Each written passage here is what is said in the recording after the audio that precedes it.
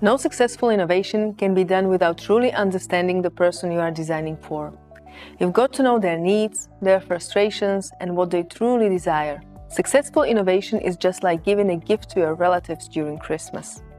You know them so well that you can make them happy with a present tailored to their tastes. You know their favorite sports, music they listen to, and what makes them smile.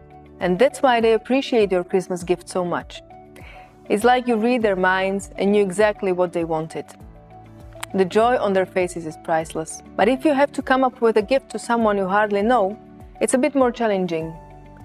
You might end up going with something ordinary like a bottle of wine. Of course, you can ask them what they want, but instead of taking the easy way, why not dig a little deeper? Get to know their interests, their dreams, their hidden desires, and surprise them with something they never expected, something that resonates with their true self, bringing an unexpected delight. In the world of innovation, it's just the same.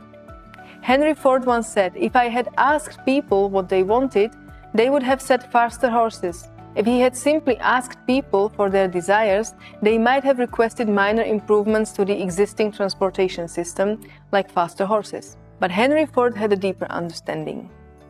He saw beyond the surface and recognized the need for a revolutionary change. That's when he introduced the Model T, the first affordable car. It wasn't just a faster horse, it was an entirely new way of transportation, and it changed the world. People couldn't even fathom the idea of a horseless carriage until Ford brought it to life. Henry Ford's approach reminds us that true innovation lies in understanding people's underlying needs, even if they can't articulate them directly. So when trying to gain empathy with our customers, let's remember Henry Ford's wise words. Think beyond what people say they want and envision possibilities they never even knew existed. In order to find out what people really need and desire, we use several methods. The safest method is an interview with a customer or a group of customers. User interviews and focus groups are a powerful technique for gaining empathy and understanding of users and their needs. By asking open-ended questions, we can uncover their thoughts, experiences, and pain points related to a product or service.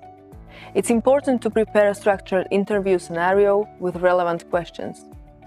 Interviews can be conducted in person, over the phone, or via video conferencing, and typically last from 30 minutes to 2 hours. By carefully selecting participants who represent different stakeholder groups, we can gather valuable insights and uncover potential opportunities for innovation. Observation allows us to understand users' behavior, how they interact with a product or service in their natural environment. During the process, the observer is passive, taking notes, photos, or videos to capture their observations and insights. It's important for designers to remain neutral and avoid making assumptions or judgments during the observation process and pay attention to details. This method is essential when creating solutions for underrepresented groups. With an interview, you may come to a misunderstanding with trying to find the difference between majority of users and the excluded. Because they are not living the life of the majority, you gather more insights by simply observing their behavior in regular situations.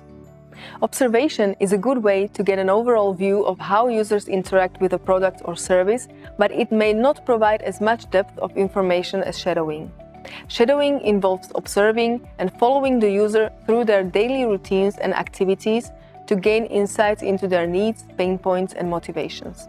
By putting the team in customer shoes and experience situation firsthand, members can truly understand emotional and physical needs of the target user, identifying pain points and challenges that may not have been previously considered when experiences the situation from user's perspective. While these qualitative methods generate non-numerical data that is analyzed through interpretation, categorization, and thematic analysis providing valuable insights, quantitative research collects numerical data using surveys or experiments and allows for statistical analysis and generalization.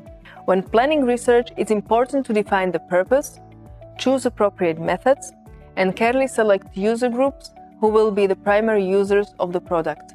For example, visually or hearing impaired, and those who will be affected by your solution like caretakers, nurses, doctors, family members, and so on. And do not forget organizations and institutions framing, financing, and controlling the relevant environment, like health insurance companies, European agencies, charitable organizations, government ministries, and so on. When it comes to user research, there are a few common pitfalls that we should avoid. One mistake is not involving users and relying solely on data. It's important to gain a deeper understanding of users' experiences and perspectives through direct engagement. Assuming we already know what users want without verifying it through research is another trap to avoid. We need to gather their insights and validate our assumptions. And let's be cautious of asking leading questions that steer the conversation in a particular direction. We want to encourage open and unbiased responses from users. And it's not just about what users say, but also paying attention to nonverbal cues and body language. These can provide additional insights into their emotions and needs. So let's plan research and start this exciting experience of exploration and discovery.